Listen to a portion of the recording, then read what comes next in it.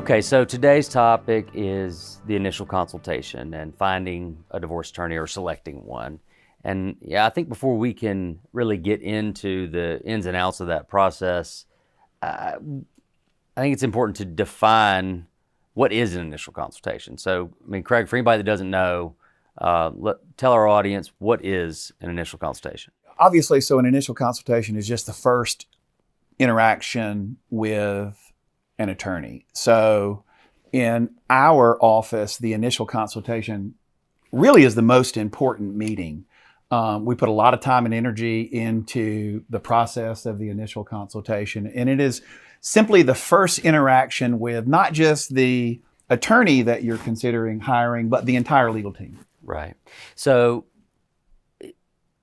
deciding to have an initial consultation, does that mean that you're going to get a divorce? Well, obviously not. And we talked about this before the show started. Honestly, if you think or even considering that you need an initial consultation, then the answer is you need one, because we always talk about there's absolutely nothing wrong with arming yourself with information. And that's all the meeting is to simply understand the process and to allow a third party to give you honest feedback about your life circumstances and how the law applies to that. Quite frankly, it's not uncommon for us to discourage divorce after an initial consultation because, having done this myself for 25 years, I've got a pretty good sense for when a couple can walk through, survive, whatever it is, whatever challenge they're facing. Yeah. I mean, I think most people believe that, coming and sitting down with us for initial consultation means that it's sort of toppling over that first domino in the entire divorce process. And while I understand why people think that, I liken it more to it's not toppling over the first domino, it's reading the instructions. Right, absolutely. On the dominoes in general. Exactly. And certainly it's going to feel disloyal. Certainly your spouse is not going to be happy about you sitting down with a divorce attorney. And whether or not you share that information with your partner is going to be, dependent upon your specific facts, what's happening in your life, whether or not it's even safe to share that kind of information. Yeah, that's up to the person who is sitting down for the consultation to decide whether they're going to share that information. And that's actually a very common question is, should I tell my partner that I'm here? And the answer to that is, well, what do you think? Right. But anything that happens in the initial consultation is privileged. It's completely confidential. And that's why we are very careful when someone reaches out to us that we screen that person for conflicts, and meaning that there's not a person that we represent that their legal interest would be opposed to our potential client's interest. So, for example, let's say your spouse is cheating. Well, if we're representing the person they're cheating with in their divorce, then that's a conflict, and we could not even hold the initial meeting. Right. Okay, so let's say that somebody has decided that they do want to have an initial consultation. How do they find an attorney to meet with?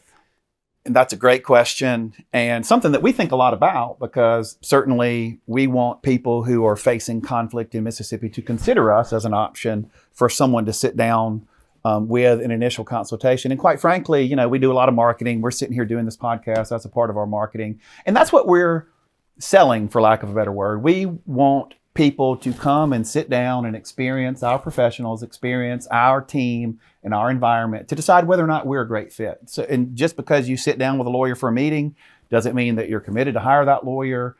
And that's why we separate that service out from the rest. We have a flat fee for an initial consultation, and that's what it is. It's an initial consultation and it's follow-up. And so how do you go about finding that right attorney? Well, certainly there's a whole lot of ways to do that. But I think the very first methodology would be simply to ask around, ask your friends, ask your family members. Most people know someone that's been divorced, and they're going to have an experience to share, sometimes positive, sometimes negative. And so I think it starts by simply asking around your friends and family. Right. Well, so I want to touch on something that you said a second ago, because I think there's an important distinction between finding just a divorce attorney and finding the right divorce attorney. Absolutely. And finding the right divorce attorney means the right divorce attorney for that specific individual. There are a lot of different ways that you can find somebody to sit down with, but that doesn't necessarily mean that that individual is going to be, or that firm is the right one, for you. So, I think in order to find the right one for you, it's important to talk to multiple attorneys. Absolutely. Smart people can disagree. I mean, I tell people all the time, there's nothing wrong with, it's not going to offend me to go sit down and talk, with somebody else. I do give that advice with this caveat, though. I think that you should sit down with someone who does, if not exclusively family law, it should certainly be their primary area of focus when it comes to the type of law that they practice. I agree with that completely, Matt, because let's just face it, you got to be a special kind of crazy to be a divorce lawyer. Absolutely. And it's one of those things you either love or you hate. There's not a whole lot of middle ground, because unlike other areas of the law, it's just highly emotional. And over the years of doing this work, you learn how to navigate that impartially and not to get wrapped up in your client's emotion. And that's actually, as a person who is employing a lawyer, that's what you want. You want someone who is not emotionally wrapped up in the situation, and so they can give you truly, third party, disinterested, removed from the conflict advice. Because we all want to have somebody fighting with us and fighting alongside of us, but really having someone who is impartial and has the ability to remove themselves from the conflict and give honest, third party, informed, educated, experienced feedback is crucial. Right. But that, it's such a fine line, because you do want someone who is removed from the process, which is why it would be a bad idea to hire maybe a family member or certainly to do your own divorce. Right. But so you want somebody that is removed, but they can't be so detached that they're not, walking through the experience with you. Absolutely. If you don't feel like you're getting the proper amount of attention, or that your attorney, even knows who you are or understands what your facts are, that's a problem. I agree with that completely. And, talking about, attorneys in general and the different types of attorneys that are more suited for family law, that is certainly another place where you can find the right divorce attorney. Is, let's say that you have a corporate attorney in whatever your work environment is, or you've got a friend that you go to church with who's an attorney. In addition to friends and family, if you know an attorney, then that's a great place to find a referral for a divorce attorney, because they're gonna have a little better finger on the pulse of the legal community in the area of the state or the world that you live in. And so reaching out to attorneys that you might know or be acquainted with is a great way to find an attorney to help you walk through a potential divorce. Right. We've also found that mental health professionals Absolutely are a great resource for finding a family law attorney. Yeah, anybody who works with people who are involved with family conflict, and that could be pastors, that could be mental health professionals, certainly attorneys that don't practice family law. All of those are great resources to reach out to get. And listen, when we're talking about looking for an attorney, you're looking for not just one name, you're looking for 3 to 5 names. And quite frankly, the more people you ask, if you keep hearing Matt Easterling, Craig Robertson, that's a great sign that might be somebody that you want to go sit down with. Right. And if you're talking to the right group of individuals to get those names from, at least in Mississippi or in the area that we practice, I think you're going to see a lot of the same players getting put on those lists. Oh, absolutely. And so if let's say you field names from 3 or 4 or 5 sources, and with each source you're getting a list, and you're seeing some common threads, certain names that are popping up. Those are the ones that you want to go talk to. Yeah, and guys, we want people to come sit with us and experience our team. I get these calls all the time from someone who lives in other places around the nation, and the advice is exactly the same.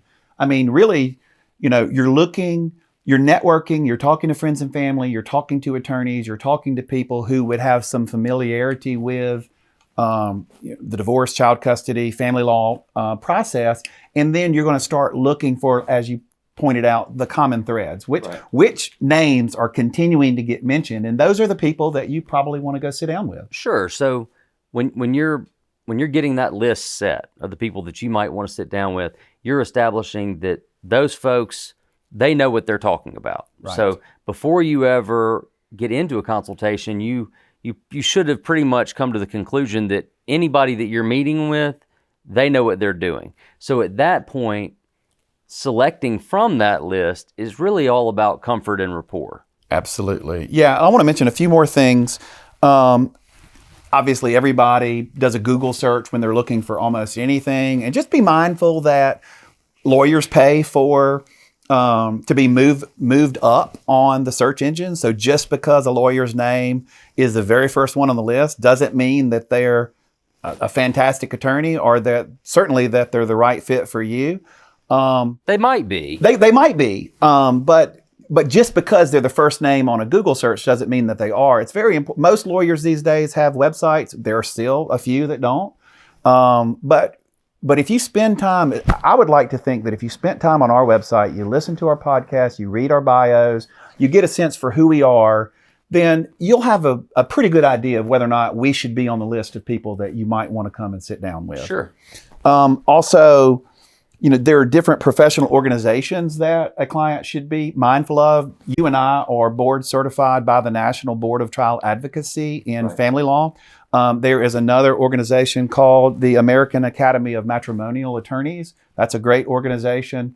Martindale-Hubbell has had a rating system for the whole time I've been practicing law. And so you would be looking for an A as in Apple, V as in Victor attorney on that list. AVO is another online resource.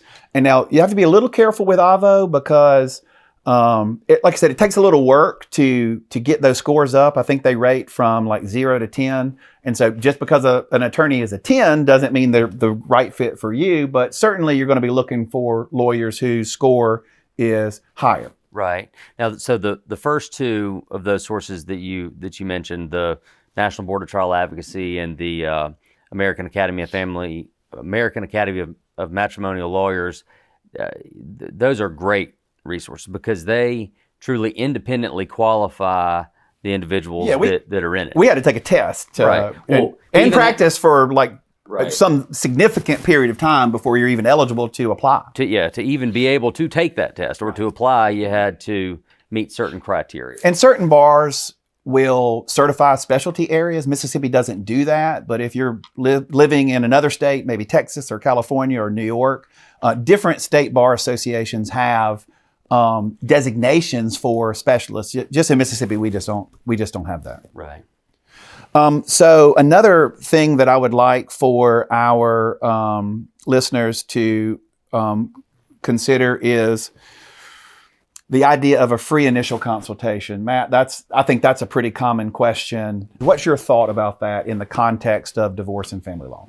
Well, I understand why certain attorneys do free consultations. Obviously, we don't. I believe that in most instances, when you find somebody that's doing a free consultation, that meeting is going to be pretty short, and it's not going to go in depth about your situation. And well, you get what you pay for sometimes. Right. They're just going to spend 10, 15, 20 minutes with you. They're not going to get a deep understanding of the facts and circumstances. Right. Now, there's nothing wrong with that because it gives you at least an introduction into who that person is, gets a feel for scheduling and how readily available they are. But at the same time, they're not going to do a deep dive into your situation for free. Right. Now, some attorneys, might have a set fee for their initial consultation, or they might just charge their normal hourly rate for the amount of time that you spend together. Obviously, at our firm, we charge a set fee for the initial consultation. A lot of times that consultation is going to take anywhere from an hour and a half, maybe up to like 3 hours. I mean, it takes as long as it takes. You tend to err on the side of a little longer. I probably err on the side of being a little shorter. Well, I've never been accused of being anything but long-winded. So, right. Well, and that's a good thing for your lawyer. Right. And so I want to mention a couple of more things. Certainly, whether or not you want to sit with someone who is offering a free initial consultation, just be informed about, what that process might look like. But if you are a person who can't afford legal services, then the Mississippi Bar Association has a pro bono tab on their website. They're really, literally, I looked at a list of them. There's probably a dozen different organizations around Mississippi, from South Mississippi to North Mississippi, that provide free or reduced cost legal services. So it's not that hard to find those different organizations, but the Mississippi Bar Association website is a great place to find a list of pro bono resources if you can't afford legal services. Right. Okay, so we've established how you find an attorney, and hopefully, if you're at this point in the game, you've narrowed down the list of people that you want to meet with. What does somebody need to do to prepare for their consultation? Man, Matt, that's a great question. And honestly, you really do need to prepare for your meeting with an attorney, especially if you are even considering a divorce, because quite frankly, the sooner and the easier it is for the attorney to understand your situation, the faster they can get to customizing their advice for your specific circumstances. Right. So if my brother was going to go sit down with a divorce lawyer, the first thing I would tell him to do is to put together a very basic financial statement. And a financial statement is simply that. It is a listing of your income, your assets, and your liabilities. And so having that information together ahead of time is just going to make the meeting go faster. And the faster that a lawyer can understand, what's your retirement account situation look like? How much real estate do you own? What vehicles do you have? What bank accounts do you have? The faster that you can get that information out there, the sooner the lawyer can start applying what they're learning about your situation to their understanding of the law. Right. And, I think it's important to note, it's not uncommon that we sit down with people that maybe don't have access to the information that you're talking about. And that's okay. Right, exactly. Don't let that deter you from scheduling a consultation. That is all information that we can get later on in the case. Yeah, and it's not that uncommon for one party or another in a marriage to be responsible for paying the bills, talking to the accountant about tax returns, and just keeping up with that stuff. Most people in a marriage, they have a general idea, but it's okay if you don't know where every dollar in every bank account is. And quite frankly, that's information that we can get. And, we've been doing this long enough to where it's nice to have all that information in a neat little package, but we don't miss a beat when we don't have it. Sure. Well, I mean, in fact, it's not uncommon that somebody is being isolated from that information, and that's one of the reasons, or a sort of a symptom or a factor of what's going on in their marriage. And unfortunately, I've seen people that I think maybe are slow or hesitant to come in for a consultation because they're almost embarrassed that they don't know certain questions that they might be asked, and don't be. Yeah, and I would say that is, generally speaking, one party to a marriage is almost always going to have more information, more details about the financial circumstances of their family. And 100% of the time, people that I sit with are embarrassed that they don't have all that information, but it's totally okay and perfectly normal, really. Correct. Right. Matt, another thing that I think is important, if you're walking into a meeting with a lawyer, I think you should define your goal. right? So is your goal, hey, I want to get a divorce as fast as possible? Is your goal, no, I want to hang on to my marriage? Is your goal, hey, I'm just here to gather information? I mean, really think about what your goal is. I mean, what is it that you want? And that's a question that we're going to ask. And quite frankly, I would venture to say if your lawyer doesn't ask, what's your goal, what's your objective, what do you want, then there's a problem in the beginning, because that's really the starting point is. Sure. And one of the things that we do it shouldn't be unique, is I ask a client, on a scale of 1 to 10, 10 being, Craig, if you could get me divorced tomorrow, Right. Get me divorced. 1 being, no, I'd go on my second honeymoon. Where are you? And if the answer I get is a 10, that's a very different meeting than if the person says they're a 1 or even a 5. Right. Yeah. Well, the advice is different. The advice is different. Yeah, because if you want to hang on to your marriage, there's great resources available. There is more help available than you have problems most of the time. Yeah. We got to know which direction you're wanting to move in. And sometimes people just want to know what their options are. What are the different directions that are available to me? And that's okay. And I think that that's a really smart question, but it is a good idea to have an idea of what you would want ideally. Yeah. So you want to, if you have readily available financial information and you can summarize that for your attorney, you certainly want to consider doing that. Number 2, you want to spend some time thinking about your goal, thinking about your objective, thinking about what it is that you want to get from that meeting. The other thing I would recommend is, gather. I'm not saying you should come in with a banker's box full of information, but if you have a readily available recent tax return, paycheck stub, photographs that you think might, a picture is better than 1,000 words. And so, I'm very big on using photographs in courtroom presentations and certainly in initial meetings. So quite frankly, it's better to have more than less when you're walking into a first meeting with a lawyer that you're considering providing legal services for you. Right. Bringing that information provides clarity to the consultation. And the more clarity that you have, the more narrowly tailored we can make the advice for your, unique situation. Absolutely. So let's, Matt, walk through, okay, so you've decided that you need a meeting. You've narrowed your list to 3 or 4 different candidates that you want to meet with. You've done your preparation work. You've gathered your information. You've thought about your goals and objectives. You've summarized financial information if that's available to you.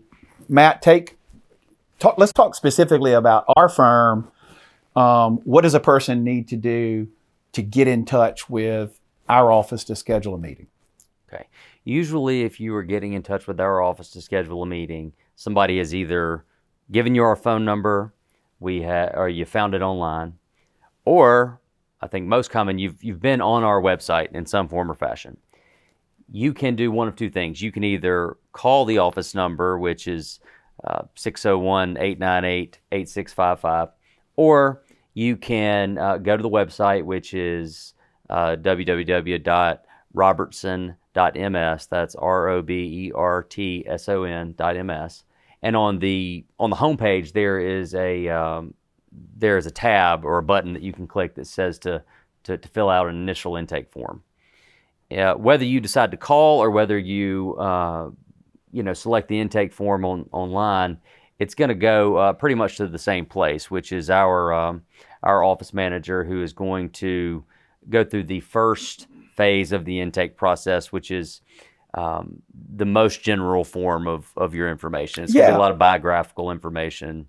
We're looking for names, addresses, phone numbers, people that could cause conflict. So the initial contact with any law office is they're going to be screening the potential client for a conflict. And so there should be very basic information gathered to screen for a conflict. And once that screening process is complete, the lawyer doesn't have a conflict, meaning that none of our existing clients or past clients' interests are divergent with the potential client.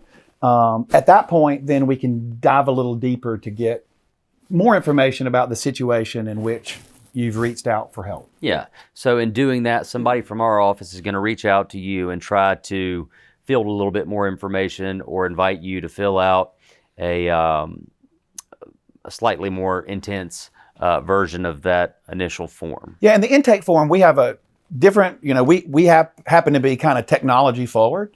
And so our intake form actually is connected to our practice management system. So once your name is in our system, it's on our practice management system. And so we build from that as the attorney-client relationship continues. Now, just so everybody knows, in the event that you reach out to our office and it turns out that maybe your spouse has already reached out, we are not allowed to, tell your spouse that you filled out a form. And neither is any other attorney, by the way. And it's happened where we've gotten forms from a husband and a wife on the same day. Yeah, within hours of each other. Right. And so we are not allowed to, provide that information, and we won't. Right. And listen, and that's just part of the deal, guys. If you call a lawyer's office and they say, for reasons I can't explain, or that I'm not at liberty to share with you, I can't continue this phone call, you pretty much have a pretty good idea that your spouse or someone who, is adverse to your situation has already, doesn't mean that they've hired that law firm, but they've engaged in at least what the law firm deems to be confidential communications, which prohibits them from violating that privilege and meeting with you or sitting down with you. The lawyer either has a professional or sometimes even a personal conflict with the situation. And so at that point, it is their responsibility to extricate themselves from that conversation with That's you. Right. So, all right. So you have called the office or you've submitted an intake form, and I'm sure other law offices have a similar modality for setting up that initial meeting. And so then we've gotten background information, you've thought about your goals and objectives, you gathered your information, and then you show up. We like to schedule at least an hour and a half. Again, sometimes those meetings run a little bit longer than that. But the very first thing you're going to do is show up into an office. And here's another thing that I think is important. Think about your initial contact with a law office. If it takes you 3 or 4 days or a week to even get a call back, that's a really bad sign.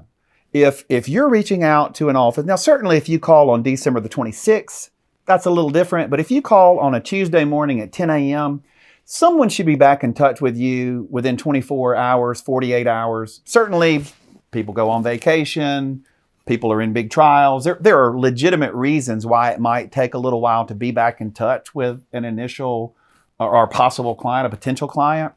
But be mindful of that if you are considering sitting down with an attorney, because that initial, things don't normally get better if you have trouble contacting the lawyer for the very first time. Right. And, sometimes that's just a sign that certain lawyers don't have the resources that maybe we have at our disposal. I mean, obviously, it's not uncommon that you or I might be in a trial, and we might not be able to talk to you in one business day, but somebody from our staff, from our team, is going to reach out to you about that form that you submitted and start working with you to schedule a consultation to get you in. Yeah, there are plenty of lawyers, fantastic lawyers, by the way, who are true solo practitioners. I mean, it is them, a laptop, and a cell phone. But a person who is in that situation, sometimes it's by choice, sometimes it's by necessity, sometimes they're in transition. But if you left a message for a lawyer and you don't get a call back for a week, it's a red flag. Right. It's a snapshot into what you can expect in a lot of different ways, whether that's just because they've got too much going on. Sometimes they're just too busy. And unfortunately, there are times that you and I have so much going on that we have to say, we're just not accepting, cases right now, because it's irresponsible to take on a case that you don't have the time or the bandwidth to deal with. And that's not fair. I agree. To those individuals. And, and look, Matt, in this post pandemic world that we live in, people's relationships are suffering, people's mental health is suffering, and there has been an explosion in the need for mental health services. And hand in hand with that would be lawyers who specialize in relationship conflict. And so certainly mindful of those things. We're fortunate that we've been able to create resources around us and team members around us whose job it is to connect with that initial prospective client, but not all attorneys. And sometimes, again, fantastic attorneys don't always have all of those resources. Sure. So you show up, you've gone through all of the initial stages that we've talked about.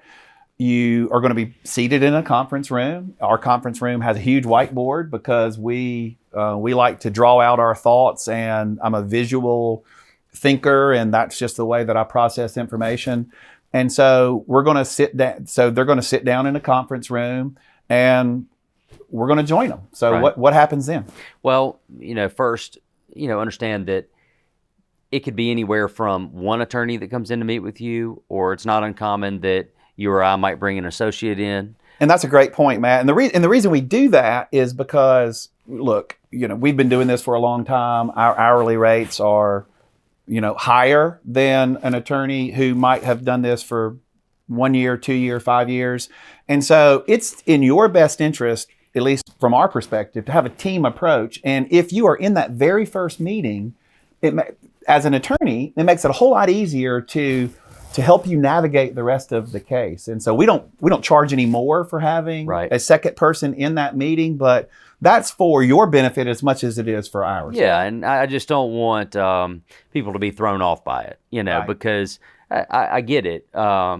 It's a scary experience. It's not a pleasant experience, the idea of coming in, and I'm sure there's a lot of uncertainty about the unknown, and the last thing you want is something that gets sort of sprung on you that you weren't expecting. Right. I thought I was just meeting with Craig, and now it's Craig and this other person. And if that's what you want, that's what we can do. But especially if I'm meeting with a woman, sure. Then to me, and we have to, look, we're divorce lawyers. We have to talk about intimate details. And so I think it creates a higher level of professionalism if I'm sitting with a woman, if the staff is available, to have a female staff member present. At the end of the day, it is for everyone's benefit. Absolutely. For the benefit of the potential client and for the benefit of our office, in order to provide you the best services and the best advice moving forward. Yeah. So, you asked about, okay, somebody's coming in for the consultation. What should they expect at that point? So you're sitting in a conference room, and one or more of our team members comes in to meet with you. There is, at least with me, my process is I will go through some of the biographical information, some of which you've already filled out on the forms. And some of it we talk a little bit more about. Hey, it's kind of a scary thing. It's not a fun thing to be sitting in a divorce lawyer's office. So we're going to go over some information that we might not have wanted you to put on a form over the internet. Just Social Security numbers, birthdays, make sure we've got the kids' spelling of their names correct, right. What you like to call your kids, just basic biographical background information. For me personally, I like to know a little bit about your family of origin. I like to know where you're from originally. Do you have brothers and sisters? There's just some basic information. We're just getting to know each other. Educational background, yes. Things like that. And, not only is that information necessary, it also allows everybody to warm up to the situation and kind of ease into the consultation before we get into the maybe more sensitive subjects. The things that are harder to talk about. Right. So, at that point, we'll start moving into things like income, expenses, assets, liabilities, things of that nature. In order to give the best advice, I think you want to have, the best picture that you can of all of the different pieces that you're going to be dealing with. I don't know how you give accurate advice without it. That's right. And so first, background, biographical information. Second, and again, if you can have that prepared ahead of time, it's just going to make the meeting go faster, and you won't have to recall that information just on the spot. Right. But if you can have a summary, if it's available to you, of income, assets, liabilities, That's very helpful. If somebody hands me a page with a summary of that information, it literally saves 45 minutes in the conversation. Sure. So once we, get what you and I call kind of that 10,000 foot view of all the nuts and bolts, the pieces that make up the maybe the back end part of a person's relationship, we'll start moving into their story. Right. And that's what I tell somebody. I say, hey, look, we're going to talk about background information. We're going to talk about money. And then I just want you to tell me your story. And a lot of times a potential client will be, oh, where do I start? And it's like, hey, you dive in wherever it makes sense. And sometimes people will start, when they started dating. Right. And sometimes they'll start on the fight they had this past weekend that was the final straw. And there's no right or wrong place to start. No, there isn't. And but if you don't know where to start, we'll help you with it. Absolutely. I've even had people start by telling me something about their childhood or something that they feel like it is going to help me understand them or the lens through which they're experiencing this relationship at the time. So there's no wrong place to start. No. And this is another thing that you have to be really careful with this, because you want to make sure that this type of information is confidential. But this is something else that you can kind of think of a little bit before you go into a meeting. It's just kind of a chronology of key events in your life. Maybe a move, maybe a job change, maybe a school change, maybe a child was born, maybe you lost a child, maybe you lost a parent. There's just, the timeline of your life is important. And that's essentially what we're going to be doing when we're understanding your story. Is we're going to be talking through the timeline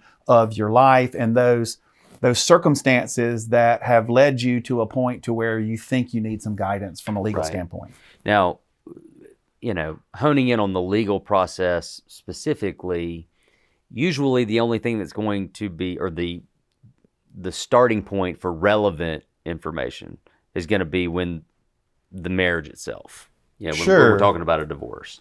Right. We don't need to spend an hour talking about leading up to the day of your marriage. And it doesn't mean that it's not important. It might not be important for the initial meeting. Right. And it doesn't mean that it's not relevant to your circumstance or how you got to where you are in your marriage. But when we say, when I say relevant, I mean the court really can, for the most part, there are limited circumstances when it can consider things outside of the marriage. But for the most part, the court is going to be limited to review and analysis of information and events that have happened from the date of the marriage forward. Right. That's the relevant time period. But certainly if 6 months before you got married, your spouse was in rehab for 3 months, that would be relevant information, certainly if they've started using again. Right. Absolutely.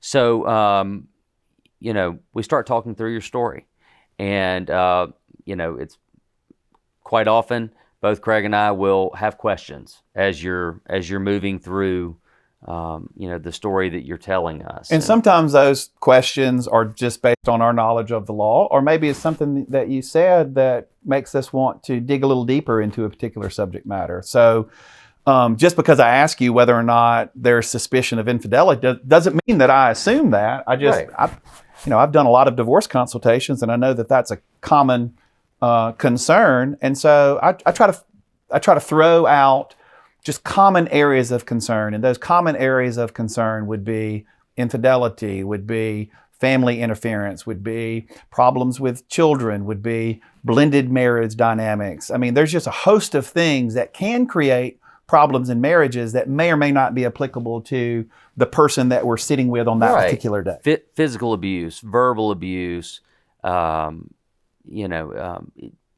just different dynamics. Mental health issues, substance abuse issues. And so, like you said, it doesn't mean that we believe that that's happening in your relationship or even, suspect it. It's simply sometimes just ruling things out. And it's not uncommon for someone to be describing a situation that in 25 years of practicing divorce law that 9 out of 10 times that means there's an affair, but the person be completely, totally oblivious to those facts leading to the possibility that, partner could be with someone else. Absolutely. And sometimes people that are being abused, they don't understand that they're being abused. They don't recognize it, or that hasn't been validated to them. Right. And I tell people all the time that two unhealthy people can be in relationship with one another, and two healthy people can be in relationship with one another. But what I see a lot of times when someone comes to see me, one person's getting healthier in the relationship, and healthy and unhealthy cannot be together. And so as, if two people are on a journey of trying health and wellness, and one person is really engaging in the process, or maybe it's a therapeutic relationship and they're getting better, they're getting healthier, then all of a sudden this behavior that they've experienced for years and years and years, all of a sudden doesn't seem as normal as maybe they thought it was. Right. So you'll take us through your story. There's going to be questions that we're going to ask at some point inevitably. And I always think it's important to say as well, we're not going to ask you anything that might not potentially be relevant. Oh, sure. I'm not asking you information just to be nosy, And mindful, I think this goes without saying, once you have stepped foot in our office and you're engaging in this, one-on-one dialogue with you and our team, it is completely confidential. Everything that you say in that meeting is completely confidential. Right. And it's up to you how much you want to share. Again, this would, it does make a difference. The more information you give us, the more clarity that's given to your circumstance, the better our advice is going to be. But, that is ultimately up to you. I would say I cannot stress how important it is to be honest with the person that you're sitting down with. Matt, that's exactly what I was thinking, because, how often does it happen that you sit down with an initial client, they hire us, and then 3 weeks later they say, "Oh, I have a girlfriend. By the way." Yeah. And, that's okay. I get it. Listen to me. I get it. This is private information. No, maybe not another person in the world knows about this. And you just met us. Right. And so there's no shame in that. But I'll tell you on the front end that if you want us to be your card player, we got to see our hand. Right. And so we got to know, if there's a person that you've gotten close to, or that you want to get close to, or that, that you're in a full-blown affair with, that's just information that we need. Right. I compare it to, like, if you go to a doctor's office and you're trying to tell your physician these symptoms that you're experiencing, but you leave out the fact, that you're having chest pain, and that there's something is, your left arm is numb, and then, they tell you that you have indigestion, and it turns out you have a heart attack the next day. You were handicapping their ability to diagnose your circumstance because you didn't provide them with relevant information for whatever reason, that you decided to withhold it. And listen, guys, our office is a judgment-free zone. Absolutely. And quite frankly, the odds of you coming into our office and telling us something that we've never heard before are really small. Now, it happens. Yeah. From time to time, it happens. And if it happens, I'm going to let you know. Right. And we're not perfect either. No, gosh. There is no such thing as a perfect marriage, or somebody that is completely without blame in a marriage. And a lot of times, listen, we're talking about infidelity. A lot of times, infidelity is a symptom of a relationship that is already diseased. Right. Now it happens that there's a perfectly wonderful marriage, and then, they stumble into an affair. That happens. But more times than not, the environment is already rich and ready for something like that to happen. I say, a lot of times women in general, let's just face it, guys are more likely to cheat than girls. But good girls usually don't cheat unless they are so thirsty for a relationship, for intimacy, that they would literally drink out of a puddle to get it. And so, again, our office is a judgment-free zone. And if you walk into a law office where someone's raising an eyebrow at you because of, something that you're telling them, then you should probably consider a different attorney. Right. So we've made it through the story. What happens next? So this is the most important part. This is what you came for. And this is where the lawyer is going to take your stated objective and educate you on how the law applies to your specific situation. So first of all, they're gathering background information, including financial information. Then they're hearing your story. There's a narrative associated with your life circumstances and question and answers that go back and forth so that the lawyer can understand your life circumstances. And then based on your stated objective, that lawyer is going to educate you about how the law applies to your situation. Matt, a good resource is if someone is considering coming in and talking to us, or any lawyer for that matter, in Mississippi about their situation. We did a podcast called Divorce 101, where we walked through from start to finish. It's about an hour-long show where we talked about all the ins and outs of the process of divorce in Mississippi. And quite frankly, we're going to take that same type of information and apply it and customize it for the potential client's situation in that initial meeting. Right. One thing I failed to say, certainly, if you've been served with a lawsuit or you've been given divorce papers, that's something you absolutely want to bring with you. And when we get to that part of the initial consultation, then we're going to explain what those papers mean, what they don't mean, and what steps need to be taken based on that communication or being served with process. Yeah. Another important thing to keep in mind when you're at this stage of the consultation and we're, giving you advice or giving you educating you about the law in Mississippi, a lot of times that has to be done from the backdrop of what might happen in court, because any advice that I'm going to give you, I have to look at it from a standpoint of what would a judge do, and in certain instances, what can a judge do? And sometimes when I say something like that, somebody might stop me and they'll say, wait, I don't want to go to court.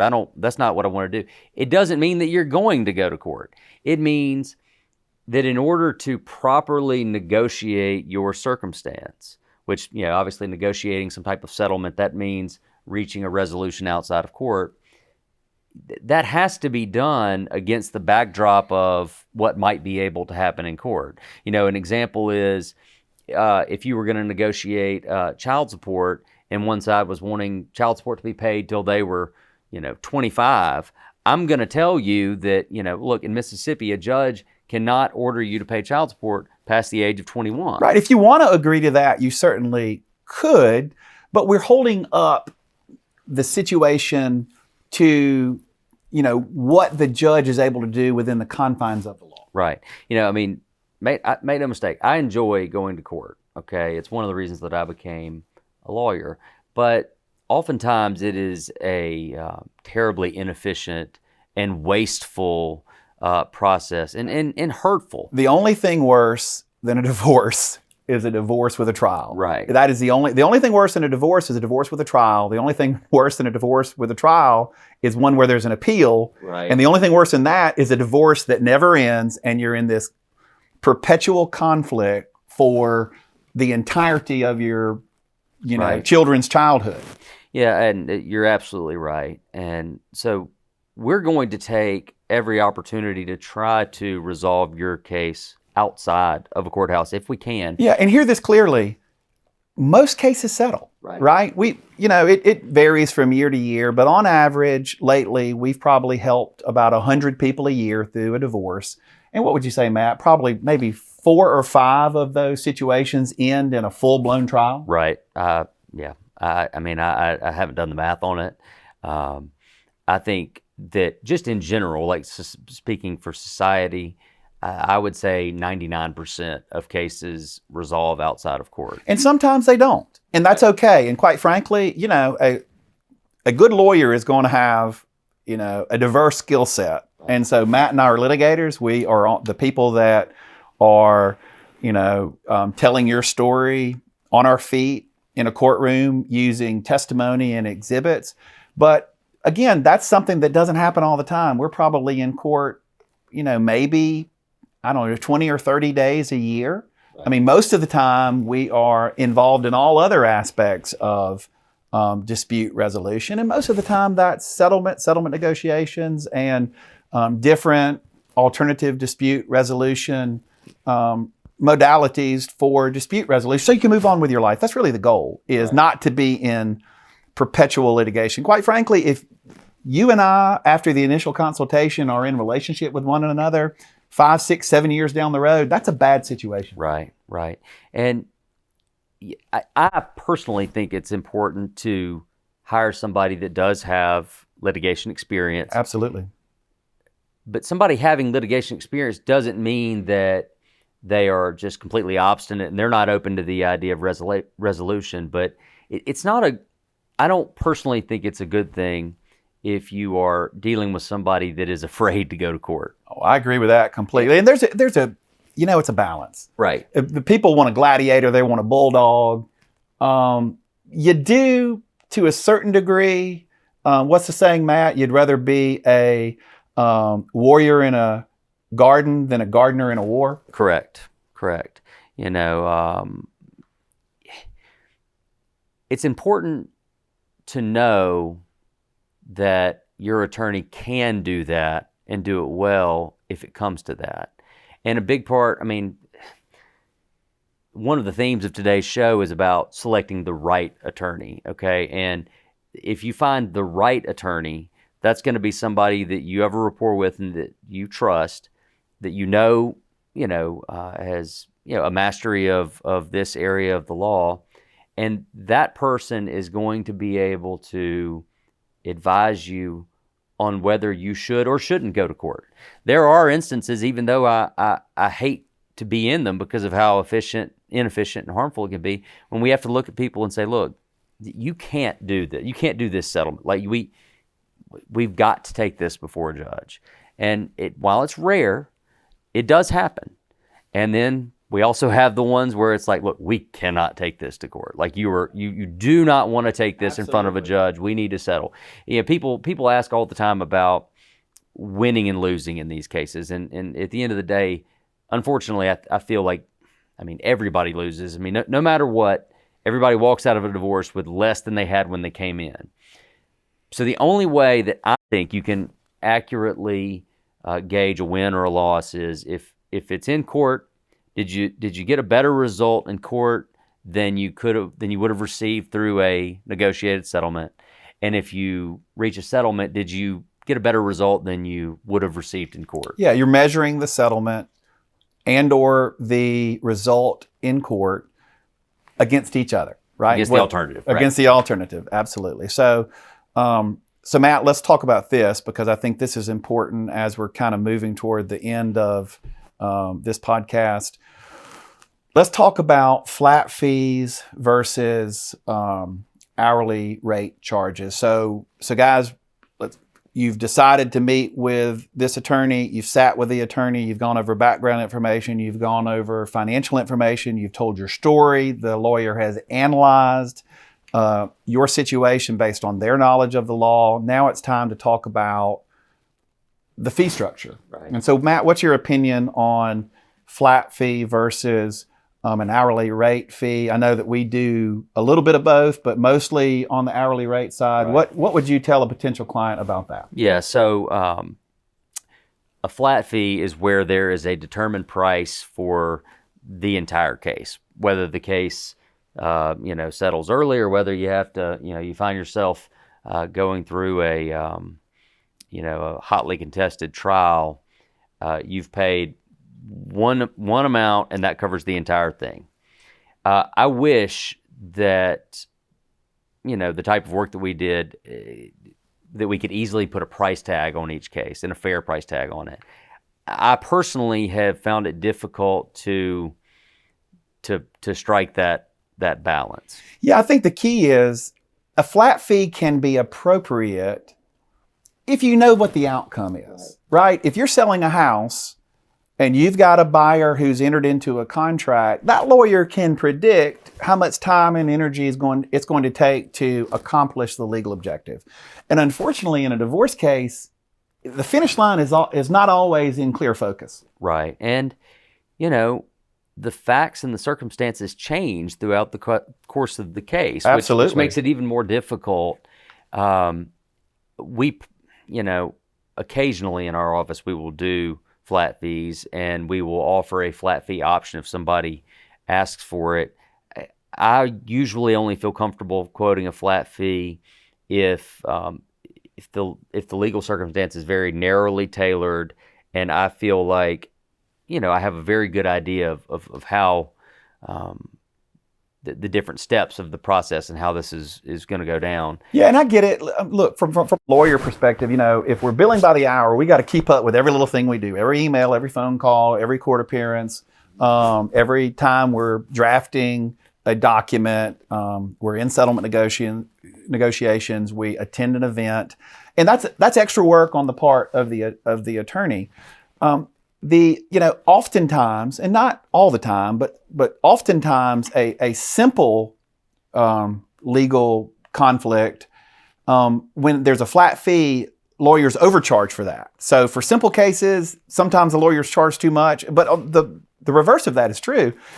Sometimes for extremely complicated cases, then from a lawyer's standpoint, when they are quoting a flat fee, they undercharge. And so that's why 95% of the time we're gonna bill by the hour. Basically, however how much time and energy it takes for us to accomplish your legal objective, to move your case from start to finish, that's how much it's going to cost. And quite frankly, some clients need to talk a lot and need a lot of consultation, lots of phone calls, lots of emails, and that's okay. But those aren't really the cost drivers in a divorce case. What drives cost are events, depositions, hearings, whether it be a temporary hearing or a motion hearing, trials. Those are the types of events that really drive cost. Yeah, at the end of the day, there are ways that flat fees and billing by the hour can be abused or taken advantage of by an attorney.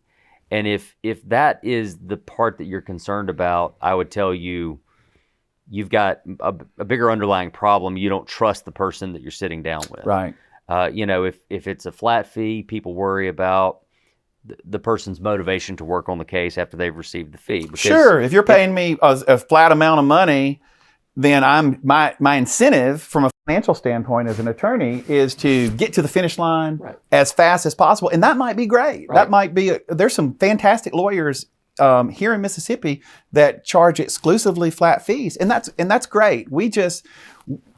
I believe, at least from my standpoint, that I want to charge my client based on how much energy it takes, how much of my energy it takes to accomplish their objective. Right. I agree. I have personally just found difficulty, finding the balance, because if I feel like there was the fee was higher than the amount of energy that I put into it, that doesn't feel right to me.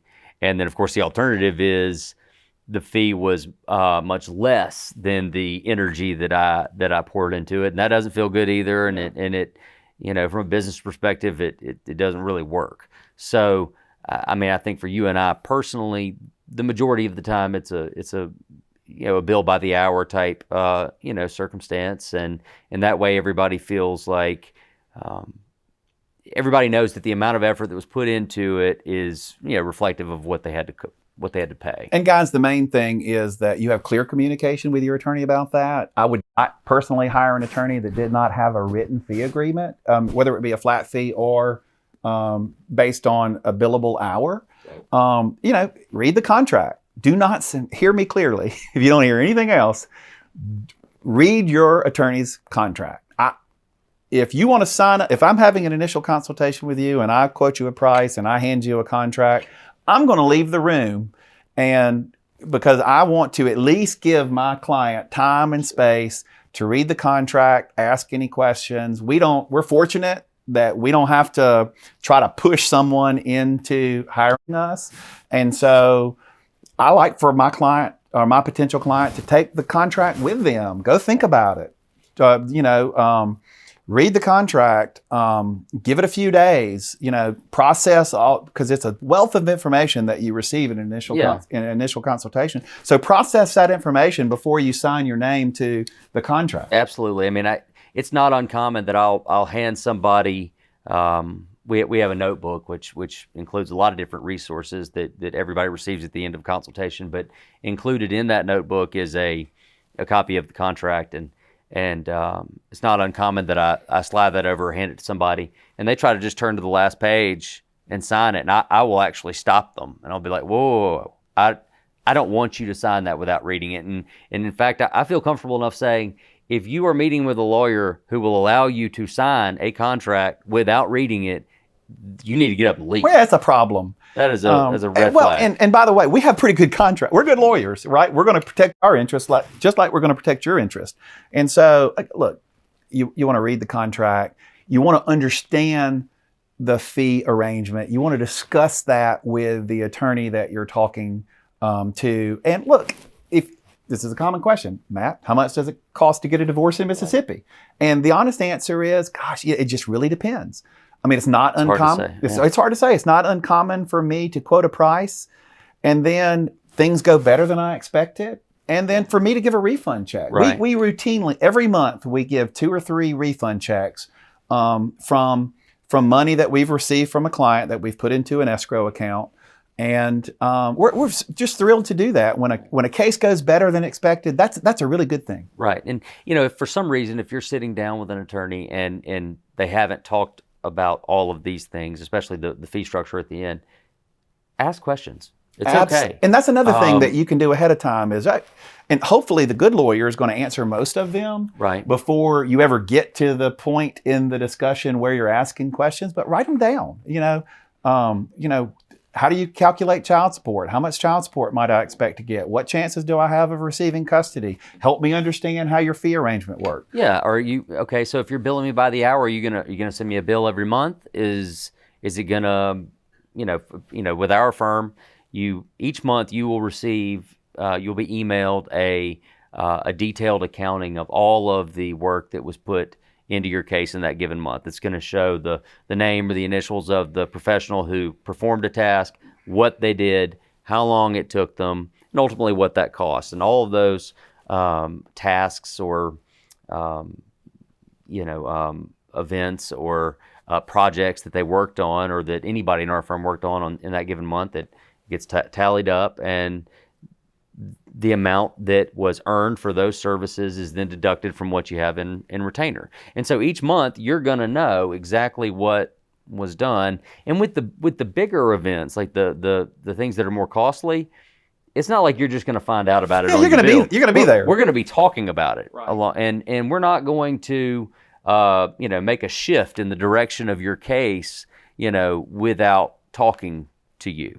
So we require that our clients be an active participant in their case. It is the only way that you can get the results that you deserve. It's a collaborative effort. And I think that if anything that you've listened to today, just know that the attorney who's right for you is going to be a collaborator. They're going to want your participation, want your feedback.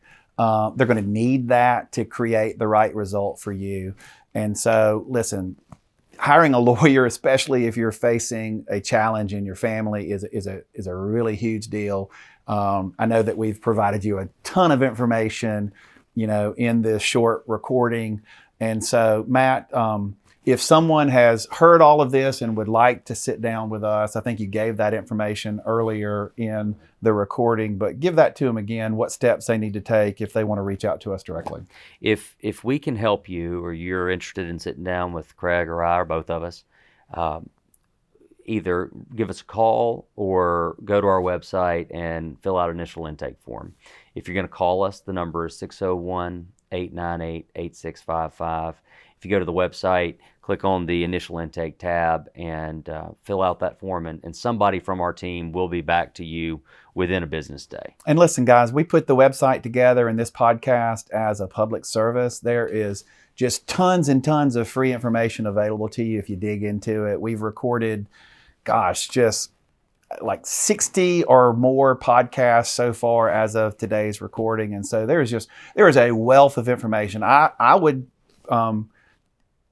challenge you that if you look at 2/3 of the content on our website, including the podcast, you're going to know more about family law in Mississippi than most of the average attorneys do. And so that resource is there and available for you. And if we can be assistance to you, please don't hesitate to reach out to us.